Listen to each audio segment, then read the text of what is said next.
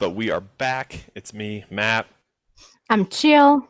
and we are giving you your weekly privacy roundup. Roundup. And yeah, before we hop right into it, though, we have two awesome sponsors that we want to tell you about. And then we will start talking about what's been going on in the world of digital privacy.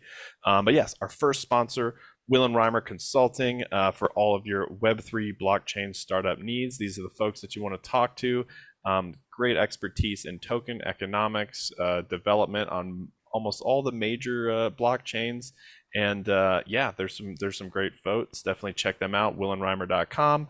And our second sponsor is the Denver Crypto Group, basically educating with a security focused crypto onboarding experience, serving the greater Denver area, but they also do remote stuff, more for like individual crypto investors. So give them a look if you need some help with your personal crypto portfolio. So yeah, those are our sponsors, and we're just going to hop right into it. This first article is all about the EU. And Chill is pretty fired up about it, so I'm going to let her explain what is this EU going dark thing that's got everybody in the privacy world paying attention. Yeah, so the EU Going Dark is a group of experts who are advising the European Commission on policies. And this is particularly alarming because not only they want to increase the metadata collection, become more specific about what kind of metadata they collect, because at the moment companies can decide that, but also they pushing for something called access by design, which would force manufacturers to turn smartphones, smart homes, IoT, cars, and everything into spyware and have lawful access by design. So it's expanding the surveillance plan in a major way.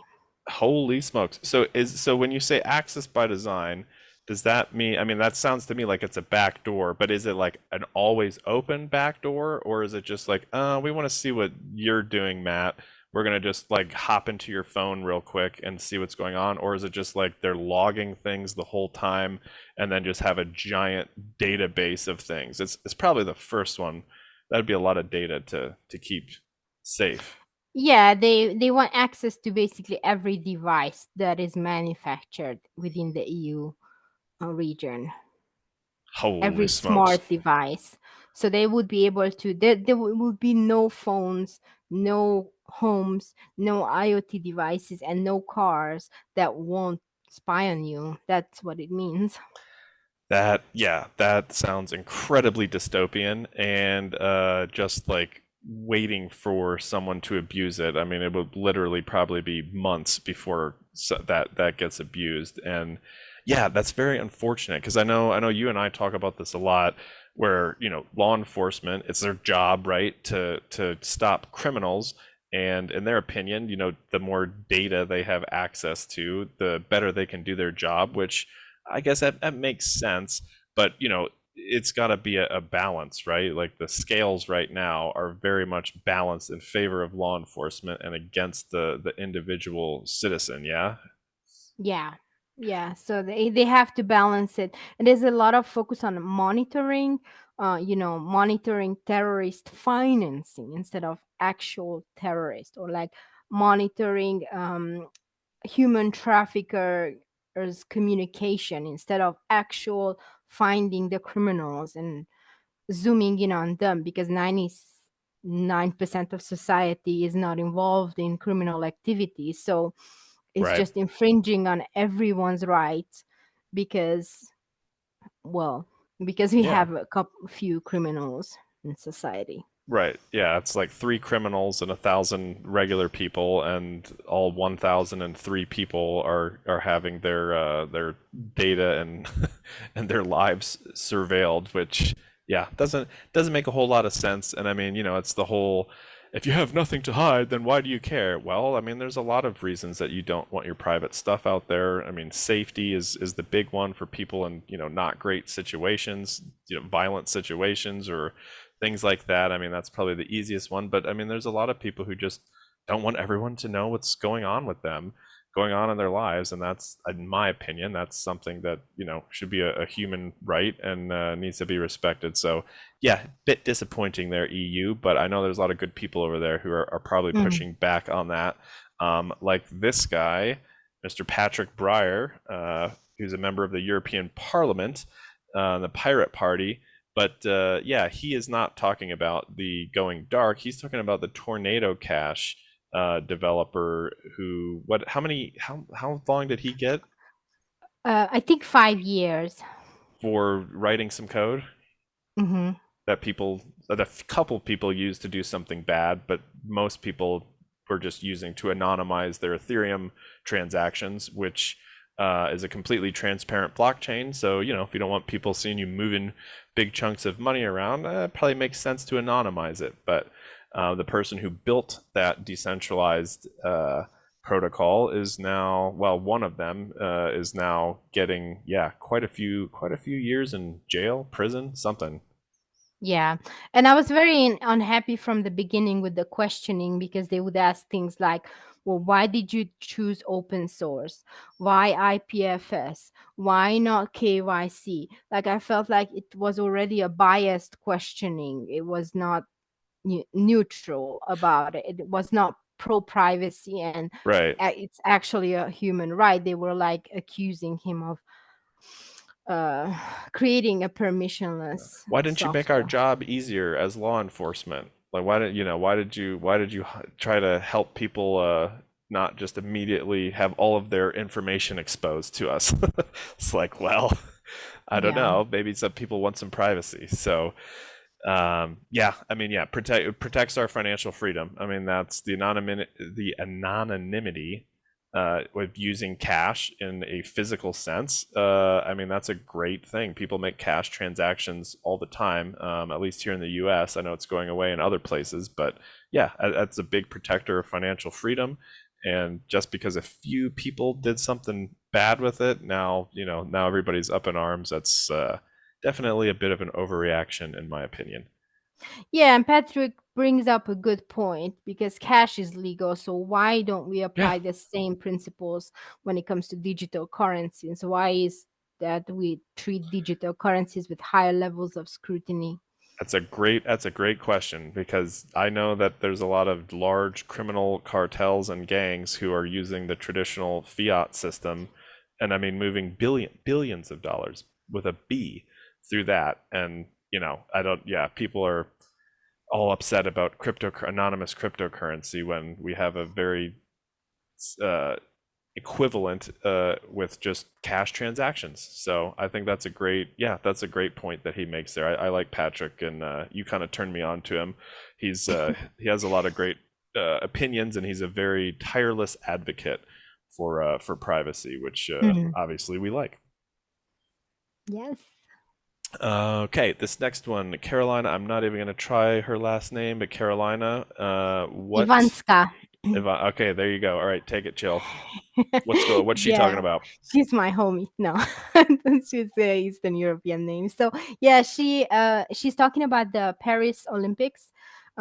So Paris is going to host the next Olympic Games, and they are already creating a surveillance infrastructure equipped with facial recognition technology and a lot of like biometric collection. And she is commenting on that, saying once the biometric surveillance infrastructure is in place, the risk of abuse and the repurposing of it, it becomes very high. And she's Ah, referring specifically to protests and treating protesters as extremists, right? Because you are now able to look at a protester and identify who they are. right, right, right. You can see what they're doing, and yeah, I mean that's a good point too about like the function creep, where yeah, like I keep talking about the Patriot Act here in the U.S., but we had a big terrorist attack, everybody was upset, we were feeling very scared, and so we passed this thing that was going to make us feel safer, and they look at our data, and now it's being used for way, way more things than the original purpose of it. It's being used, just across the board to just look at people, look into Mm. people's lives without, at least until Snowden said his stuff. warrantless basically data collection. So I think the function creep is already a proven thing. It's absolutely happens all of the time. And so yeah, you set up all this biometric security stuff for the Olympics, and then after the Olympics are gone, it just no, they're going to keep using it. They're not just going to uninstall and throw all of it in the trash after they spent all that money on it. They're going to find another purpose for it. And yeah, it seems that Carolina is worried that protesters may be the next kind of target of this function creep of the biometric and facial recognition stuff. Yeah.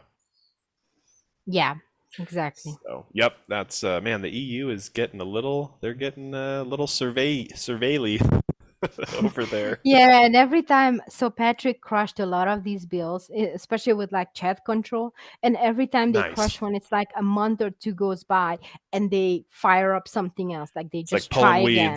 pulling weeds in the garden. You Yeah. you pick out 10 of the giant ones, and then a week later you got three more sprouting. And if you don't keep pulling the weeds, then eventually one just grows up and takes over. Hmm. That's Yeah. unfortunate. But yeah, I'm glad there's people raising awareness about it. I mean, it's interesting because the EU has a lot of great pro-privacy people that are really fighting the good fight, but they also have, I think, legislators that are a little bit more pro-surveillance and anti-privacy. So it's Hmm. kind of the hotbed right now. It seems like there's a lot of stuff coming out of the EU around the privacy in the privacy world. But anyway, on to something a little bit lighter. Our awesome friend Andres has released the Monero Garden, and it's pretty cool. I think Chill, you're a little more familiar with it than I am. So do you want to give us the breakdown? Yeah, I mean, he's been working on this for quite some time now, and it's a resource website, Monero Research website. Okay, It's completely updated now. Actually, we've been blessed with two similar websites just this past week. nice. And this was, I think, he raised a CCS proposal, and this is just now been launched. Oh, nice. So he It's a raised some community funds. project. So he Yes. raised some funds from the community. He came up with an idea, put up a proposal. Hey, y'all, give me some Monero, and the community said, "Yeah, here's some Monero," and this is what he has built, which is a Yes. great resource and educational website for people who want to learn more about Monero. So check it out, Monero.garden, and yeah, it's pretty cool. And yeah, this is our friend Andres here. This is his website. But yeah, Yeah. right on. Okay, kind of keeping in that vein of people making cool things for. Wait, is this for Monero?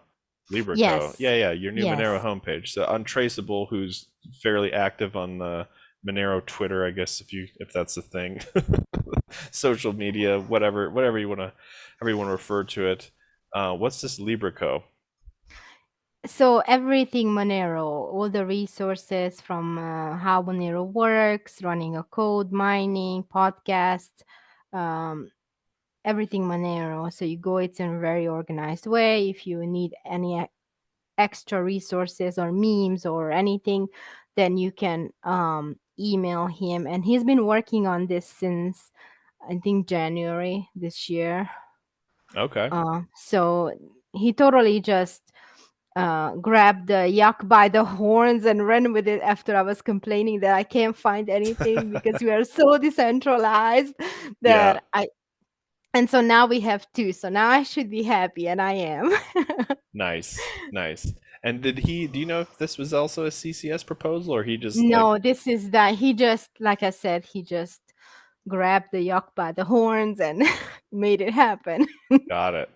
Got it. Okay, well, yeah, a couple blog posts here. I'll have to check those out in a little bit. And awesome, right on. Thank you, Untraceable, and thank you, Andres, for supporting the Monero community, which, in our opinion, is the only true anonymous cryptocurrency doing the digital cash thing. Or at least that's my opinion. I think, Chill, you share a similar Mine too, opinion. yes.